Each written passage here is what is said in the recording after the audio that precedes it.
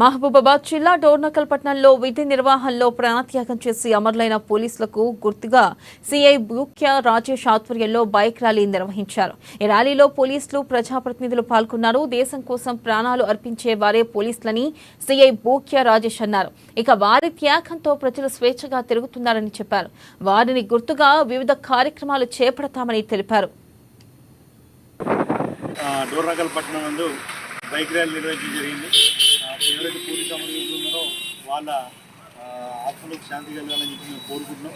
ఎంతో మంది త్యాగాల ఫలితంగా ఇవాళ మనం స్వేచ్ఛగా రోడ్ల మీద ప్రశాంతంగా తిరగలుగుతున్నాం.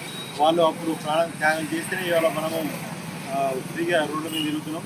అందుకే పోలీసు అమరులకు వాళ్ళను మళ్ళీసారి గుర్తు చేసుకుంటూ ఈరోజు పట్టణంలో ర్యాలీ బైక్ ర్యాలీ నిర్వహించడం జరిగింది.